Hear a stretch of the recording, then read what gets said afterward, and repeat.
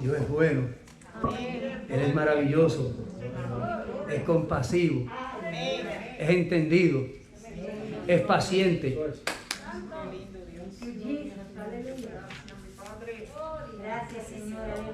Y nos entiende a todos. Damos gracias, Padre amado, por este privilegio grande que tú nos concedes de estar en tu casa una vez más y tener la grande responsabilidad de comunicar tu palabra, palabra de vida, palabra de aliento, palabra de fortaleza, palabra que alumbra el camino, palabra que levanta al caído, que fortalece al debilitado. La única palabra que guía la vida eterna. Gracias, Padre. Gracias, Dios del cielo. Damos gracias al Señor y saludamos a todos los hermanos y todos aquellos que puedan ser alcanzados a través de las redes cibernéticas. Y le damos la dirección del templo. La casa de Dios es el 835 de la North Street. El pastor es el hermano Hilario Rodríguez. Y todos los hermanos aquí, juntamente con él, le damos la bienvenida a todo aquel que entienda la necesidad de llegar a la casa de Dios. Vamos, amados hermanos, a continuar hablando de el poder, el impacto de las palabras. Pero queremos enfatizar hoy en las palabras de Cristo. Y recuerden que este servidor no tengo mensaje para nadie, porque el hermano Eli no tiene mensaje. Cristo mismo dijo y dice: lo que yo hablo no es mío, es porque el Padre me lo da. Y este servidor, por la gracia y la misericordia de Dios que me concede el privilegio, queremos hablar lo que dice la palabra de Cristo. La única puerta, el único camino, el único medio de conexión para con el Padre. Y qué bueno. Así que vamos a pedir al Señor que nos ayude a recordar como Cristo dice. Cristo dice: el Espíritu Santo te va a recordar mis palabras. El Espíritu Santo te va a traer una revelación. Y tenemos que orar a Dios que eso nosotros lo disfrutemos, para que podamos andar tranquilos entre medio de tantas cosas que se dicen, y afuera en el mundo y dentro de las congregaciones. No digo la iglesia del Señor, las congregaciones. Hay el escoger de obedecer lo que se oye o no obedecerlo. Y eso está campante en estos días. Diga lo que diga el gobierno, yo no lo voy a hacer. Aquel dijo algo, pero a mí que me lo diga Dios, aunque lo haya leído de la Biblia, a mí que me lo diga Dios. Ay, Dios mío, qué bueno que tú nos entiendes y nos saca de esa ignorancia que en muchas ocasiones nosotros practicamos. Dice la Escritura, vamos a esta Escritura como introducción, que se encuentra en el Evangelio que escribió Juan, porque ni Juan tiene Evangelio. El Evangelio es de Cristo. Y Juan tuvo el privilegio de disfrutarlo, oírlo y escribirlo. Pero Juan no tiene Evangelio, no es de Juan, es el Evangelio de Cristo. Pero claro, entendemos cuando decimos el Evangelio de Juan, porque es lo que hemos oído por toda la vida, pero alabado sea Dios. En el capítulo 12 del Evangelio que escribió Juan, Juan el bendecido, Juan el amado, Juan el teólogo, y algunos le llamaron el privilegiado. El capítulo 12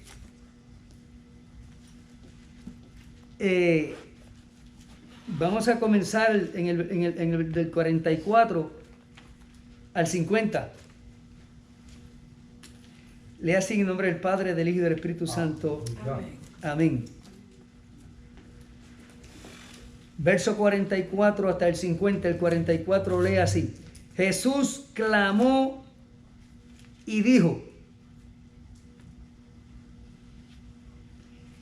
el que cree en mí, no cree en mí, sino en el que me envió.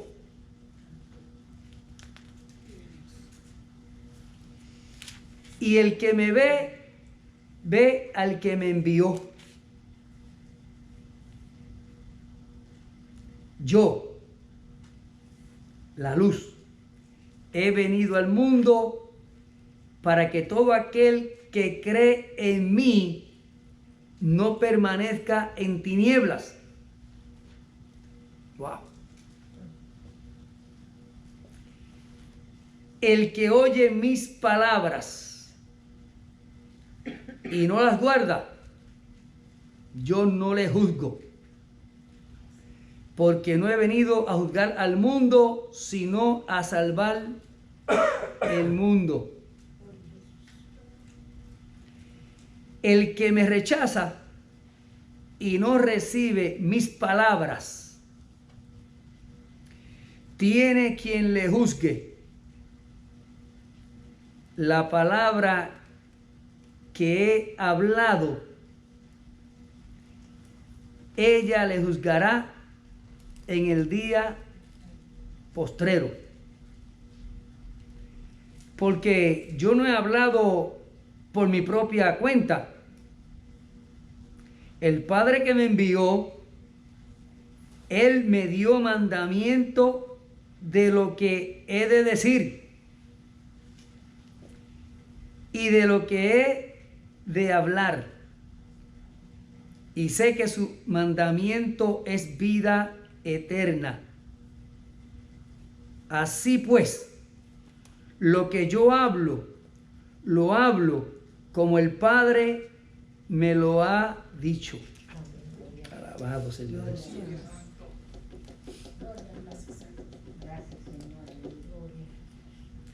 Qué bueno es Dios del cielo. Jesús tranquilo. Jesús tranquilo,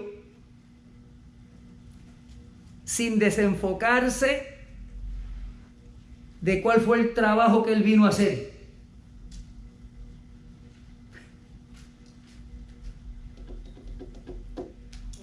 Así es que cuando hay confianza, fe, en que el que lleva un mensaje, un recado, cuando envían a uno a decir algo y hay confianza en que el que me lo dijo es digno de que yo lleve este mensaje, de lo que yo tengo que cuidarme es de que hable lo que él me dijo que hablara. Hay mucha gente huyendo por ahí como prófugo de la justicia divina porque alguien le dijo que alguien le dijo.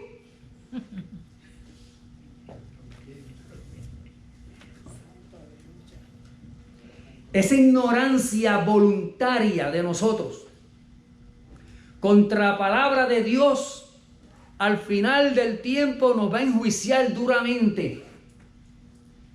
Porque ahora nos autojustificamos que aquel me dijo y por eso yo para... No, delante de Dios eso es inexcusable.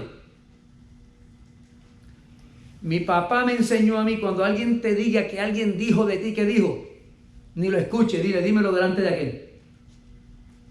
Puede haber escuchado mal, puede haber interpretado como no es, y las cosas se resuelven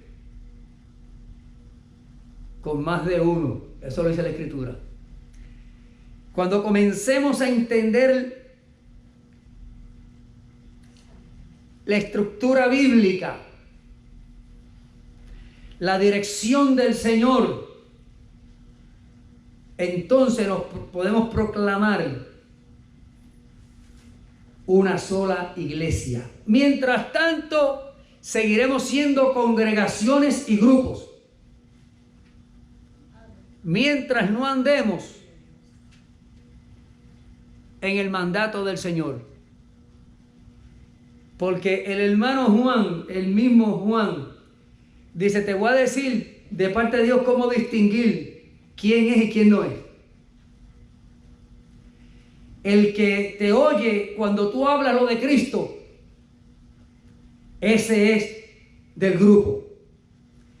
Cuando se habla lo de Cristo y alguien no oye y no recibe, ese no es del grupo.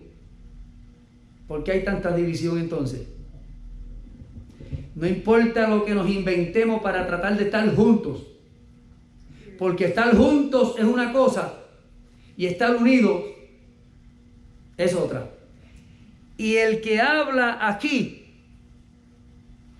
la unión es verdadera, dice Juan. Y Juan dice, nosotros damos testimonio de que en el cielo los que dan testimonio es el Padre y el Hijo y el Espíritu Santo. Y aquí da testimonio el Padre, el Hijo y la sangre y el agua.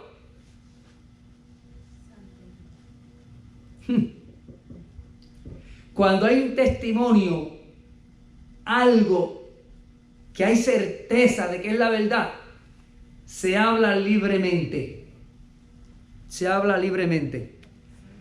Entonces, estamos orando al Señor para que cuando hablemos, estemos seguros que hablemos la palabra del Señor. La palabra de Jesús se gozaron mucho y se salvaron. Pero hubieron algunos que se condenaron por la palabra que habló Jesús y se perdieron. Así que el trabajo del que enseña, del que transporta, del que pregona la palabra de Dios es simplemente llevarla, nada más. Si nos entran a pedrada mientras se predica, a jascarse de ahí, a jascarse. Y si se bota sangre, seguir para adelante. Pero Jesús dice, el que cree en Él, no cree en Él, cree en el que lo envió. Miren lo que es la unidad. Está indicando, somos uno. Somos el mismo. Así que no se debe contender. Bueno, la palabra manda a contender. Judas, no el que vendió a Jesús. El que algunos exégetas, gente que se dedican a un estudio profundo, dicen el hermano de Jesús, dicen que cuando él dijo que se contienda ardientemente por la fe. Óigame, usted sabe, mira, yo siento que estoy ardiendo, ¿te entiendo? Los hispanos sabemos lo que quiere decir eso. Pero dice que si se va a contender, que si contender es, depende de donde se diga la palabra. Si es en Puerto Rico es pelear, de boca. Eso es la interpretación en Puerto Rico. Pelear de boca, sin rendirse. Entonces, por la fe, por la confianza que hemos alcanzado en el Señor, para que nada ni nadie nos las quite, hay veces que hay que entrar en contención. ¿Contra qué? Contra los falsos maestros, contra los falsos profetas,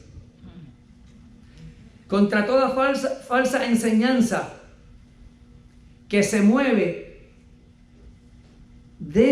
adentro de las congregaciones, no dentro de la iglesia del Señor, porque la iglesia del Señor va buscando la perfección, y cuando la iglesia del Señor vamos buscando la perfección, las cosas imperfectas van muriendo. Y para que las cosas vayan perfeccionando, el único perfecto con la perfección para decir lo que verdaderamente es la voluntad del Padre, se llama Jesucristo. Nosotros usamos mucho, se llaman amuletos, se le llama el predicador. Usamos mucho amuletos, son expresiones porque se enseña en la pedagogía que el predicador debe hacer, contemplar la audiencia, y cuando sea necesario hacer algo para atraer la atención. Y a veces que se dicen cosas jocosas, se dicen expresiones, a eso se le llama amuletos. Jesús usó parábolas, no amuletos.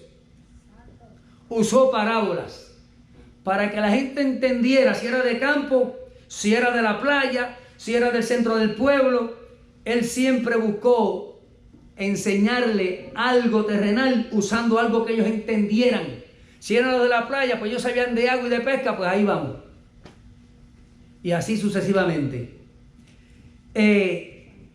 Amados hermanos, nosotros usamos esta expresión: no me mires a mí porque te pierdes.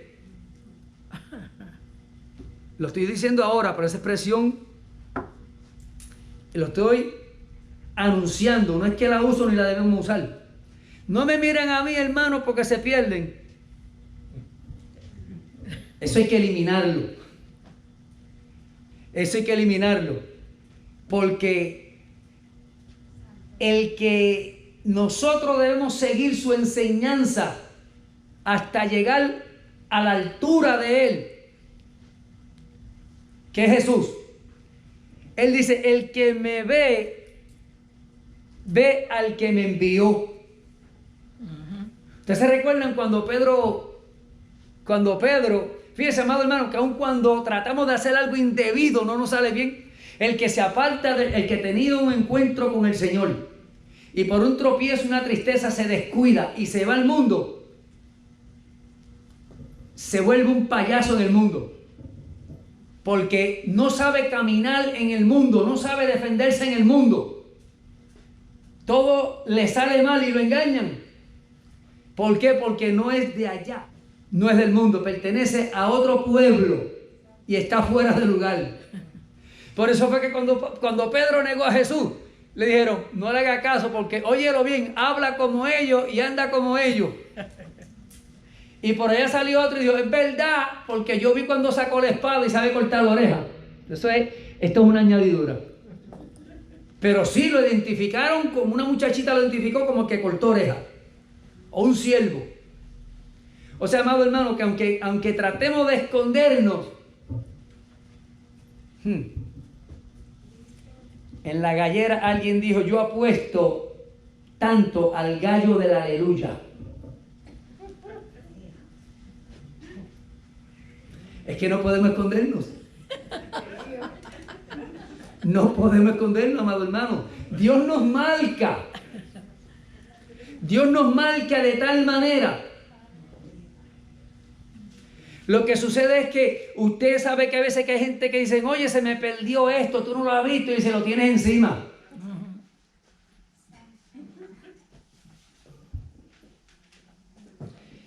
Pero a Jesús no se le pasaba una. La Escritura dice que Jesús le dijo a los discípulos: yo los escogí a ustedes. Y cuando Él dijo eso, ahí estaba Judas, el que lo vendió.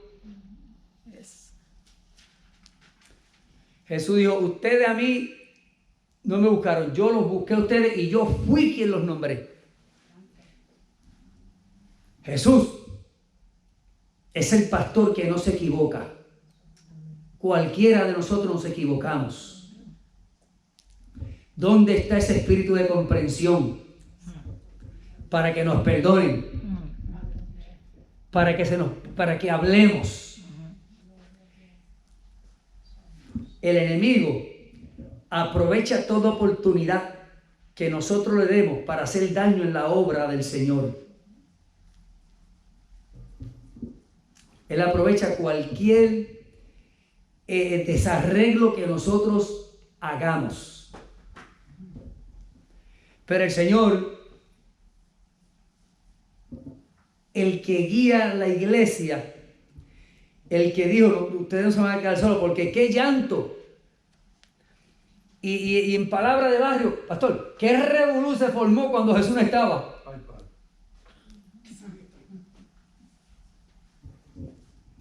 Pero cuando Pablo estudió bien la vida de Jesús y recibió esa revelación, él dijo, espérate, le dijo a ciertas iglesias, ustedes sean los mismos cuando yo estoy y cuando no estoy. Y nosotros a veces somos de una manera en la casa de Dios y somos de otra cuando estamos por allá.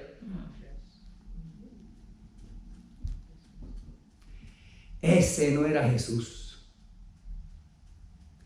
Él siempre fue el mismo. Cuando estaba dentro de la sinagoga, le estaba enseñando a gente que eran diferentes a los que estaban allá en el monte al lado de la playa. Y usaba unas expresiones diferentes para decir la verdad del Padre, pero él era el mismo. Y cuando hablaba con una seguridad. Aquí la exhortación, amado, es que entremos a la palabra del Señor.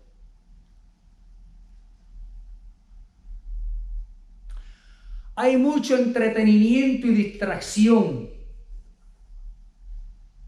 Ante el entretenimiento y la distracción, los predicadores de 3 décadas atrás, de 30 años para atrás, hablaban del cuidarnos del entretenimiento y la distracción fuera del hogar, fuera, que tuviésemos cuidado cuando estuviésemos caminando por lugares fuera, pero ahora es diferente. Ahora es diferente. Y eso lo vio hace miles de años atrás. Se lo mostró Dios al apóstol Pedro. Y el apóstol Pedro escribió acerca, él dice, las distracciones que están aún dentro de la casa de Dios.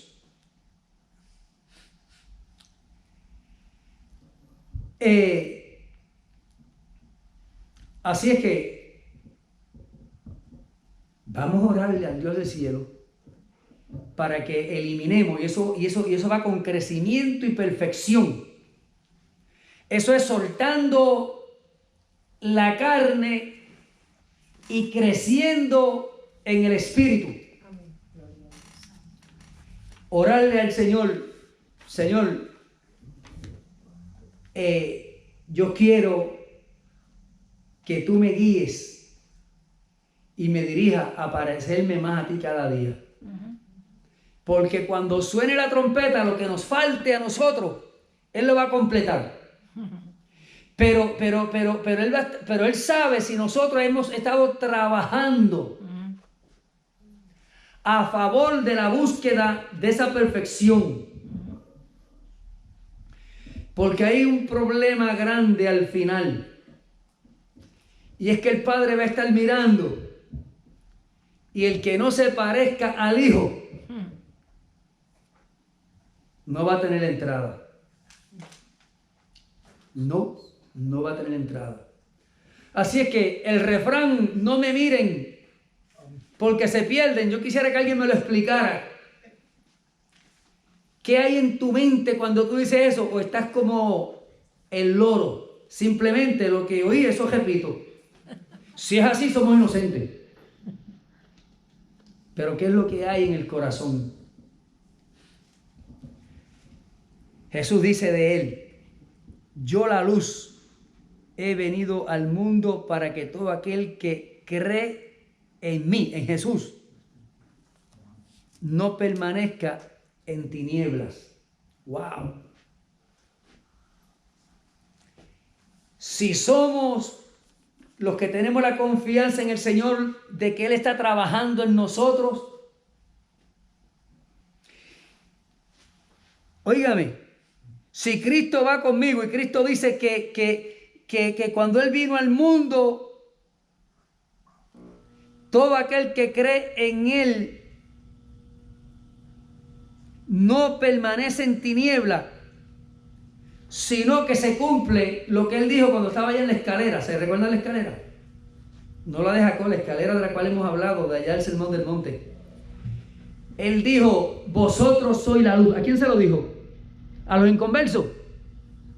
A todos aquellos que lo estaban siguiendo, que creyeron en él. Ustedes son la luz. Entonces, debo de orar, Señor, que cuando yo salga de mi casa sea una lámpara.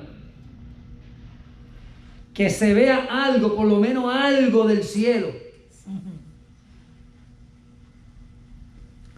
Porque si Jesús es la luz y Él está en mí, yo tengo que alumbrar también. Donde quiera que haya oscuridad espiritual. Y nosotros tenemos un problema, porque a nosotros nos enseñaron, donde haya pecado, para allá ni vaya. No te ajuntes con los pecadores. Y el doctor Lucas lo más que escribe y lo más que le llamó la atención es que Jesús le gustaba estar más entre los pecadores. Por eso es que los religiosos de aquel día, Jesús no le caía bien, porque no andaba con ellos, andaba más con los pecadores. Y él dice, si yo lo que vine fue a salvar a los pecadores. Por eso fue que entró en aquellos hogares donde eran gente pecadora, y los que entraban, pero mira quién está allí, pues si hubiera sido en la casa de un fariseo religioso de aquella mujer no hubiera entrado a echarle aquel ungüento a Jesús. No se le iban a permitir entrar. Aunque en ese caso el que estaba allí pretendía ser un religioso, pero Jesús lo corrigió rápidamente. Le dijo, mira lo que esta mujer ha hecho, y tú por la costumbre era de al que no le lavaban los pies en aquel tiempo, es que no era bienvenido en las casas.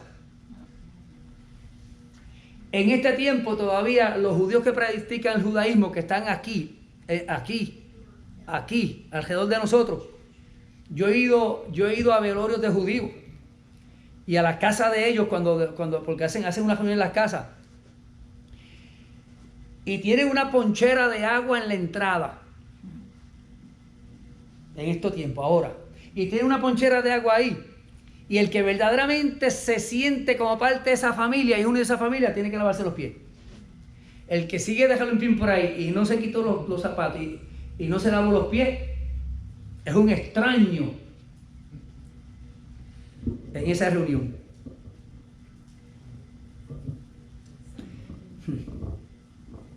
Gracias, Padre, ayúdanos. Gloria a Dios. El que oye mis palabras y no las guarda, yo no le juzgo.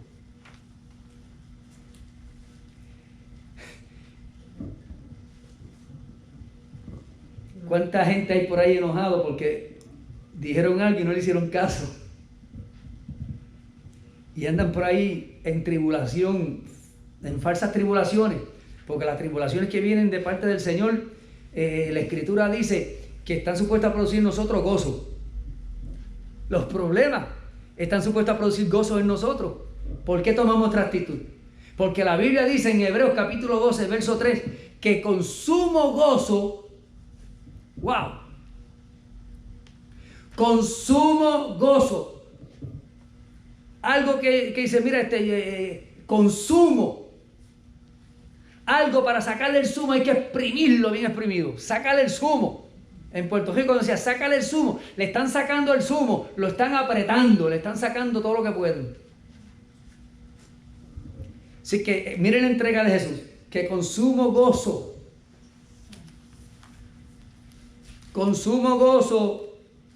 vamos a leerlo para estar seguros de que decimos exactamente lo que dice la Escritura.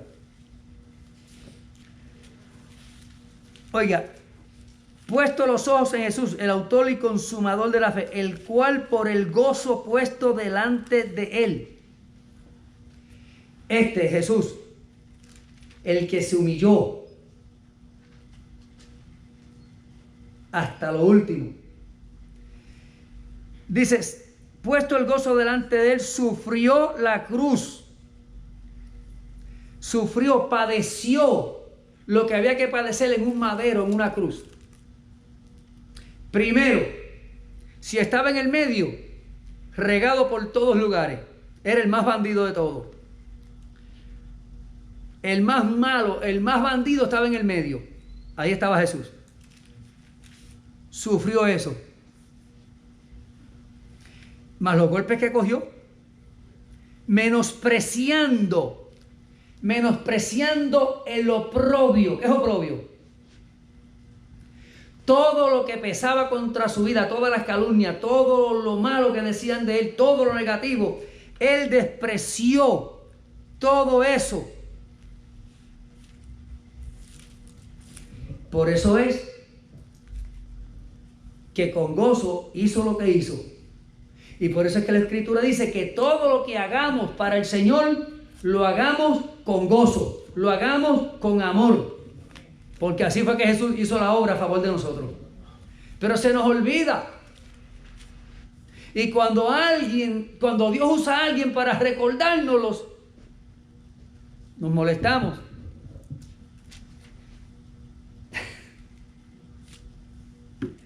Cuando alguien tiene complejo y tiene inseguridad en cualquier aspecto de su vida, sea en un asunto físico o sea un asunto moral, donde llega y alguien hace mención de eso, arranca, como dicen los puertorriqueños, o hay garata. Porque es la inseguridad en sí de la persona. Jesús tenía una seguridad que el diablo lo jamaquió, lo empujaron los religiosos, y de todas las maneras y de todos los modos posibles, y siguió con gozo. Y en el madero donde ponían al más bandido, dice que tenía gozo. ¿En qué quedamos? ¿El sufrimiento produce gozo? En la prueba, si vienen porque somos fieles al Señor, sumo gozo. Eso es el ejemplo que podemos dar para que alguien se aliente, porque el verso 3 del mismo capítulo 12 dice: si tú vas a considerar a alguien, si tú vas a considerar el testimonio de alguien, si tú vas a considerar el ejemplo de alguien, la Escritura dice: considerad aquel que sufrió tal contradicción de pecadores contra sí mismo.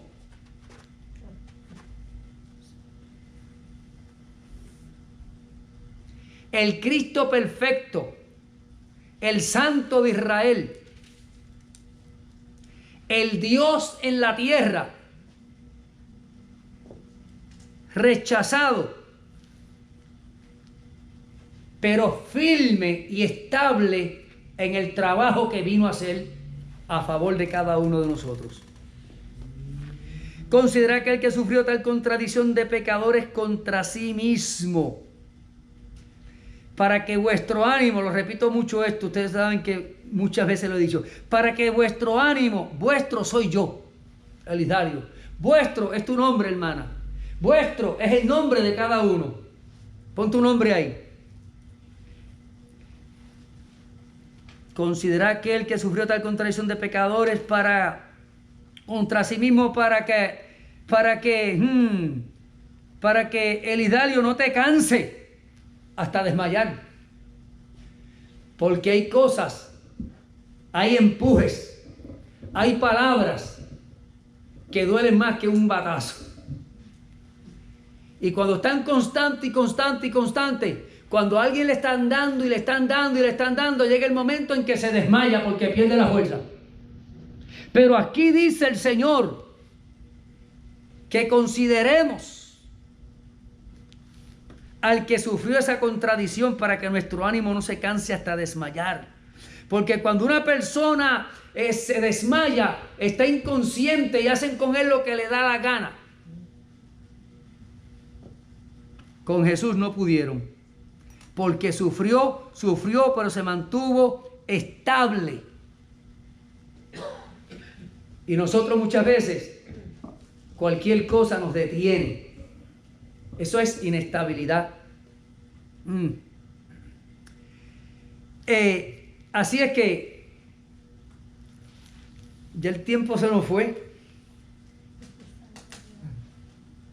Ya el tiempo se nos fue. pero seguiremos el año que viene. Pero hablamos, y no estoy seguro si mencionamos la última vez, que las palabras del Señor son palabras espirituales. Lo que nosotros hablemos, por importante y atractivo que sea, si no es una palabra que viene de Dios para que el nombre de Dios sea glorificado, estamos hablando en la carne. Pero como hay una enseñanza errónea entre lo que es la carne y el espíritu, pues la gente piensa en asuntos de inmoralidad y asuntos de que no va a entrar al cielo. Eso no es así. Eso no es así. Todo lo que proceda de nuestra mente, que Dios no nos lo dio para que lo hablásemos, es carne.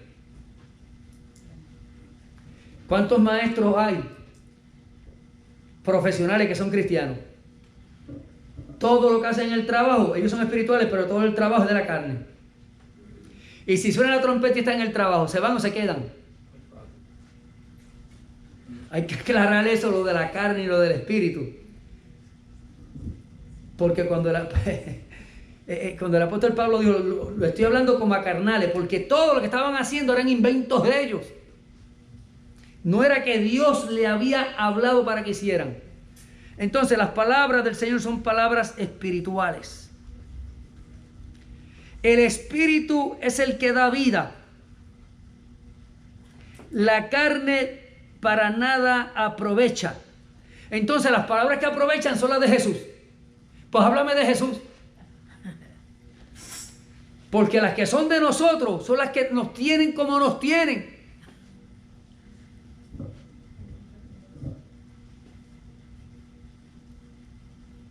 Las palabras que yo os he hablado son espíritu y vida. Juan 6:63. Las palabras de Jesús son espíritu y vida. Entonces, si hablamos las palabras de Cristo, estamos hablando ¿qué? Espiritualmente. Dios nos bendiga, amados. Amén. El Señor viene pronto. Amén. Ese pronto es ya hacer lo que va a hacer. Se está refiriendo en el hacer lo que Él va a hacer. Porque Él anda con nosotros. Pero a veces le decimos, espérame aquí que vengo ahora.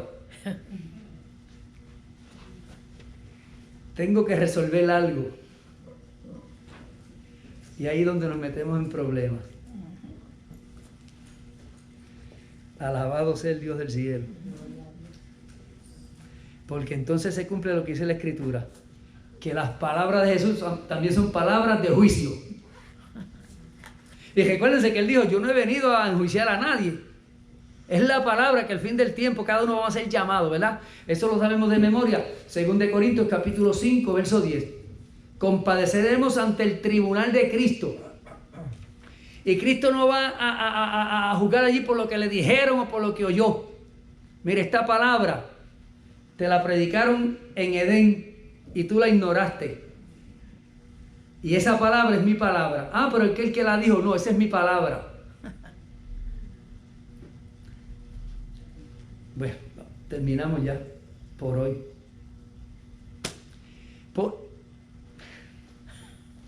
Tenemos que escudriñar las Escrituras. En los momentos más sobresalientes de la vida de Jesús y los hombres que aparecen como héroes de la fe, yo leo y busco y rebusco y aparecen la gente que serían objeto de juicio e indignos de participar en lo de Dios, y Dios los usó. Así es que si hay alguien que piensa que no está caminando bien el camino de Dios porque le dicen hasta que no haga esto, hasta que no haga esto, hasta que no haga esto otro, lo que hay que reconocer, lo que reconocieron muchos que la Biblia habla, espérate, este tiene que ser del cielo porque lo que me dijo. Y ahí es cuando la vida de nosotros comienza a cambiar. Cuando empezamos a oír lo que el Dios del cielo dice. Porque a veces yo te digo algo que te agrada, pero mañana te digo otra cosa que a los puertorriqueños dicen, me prendió.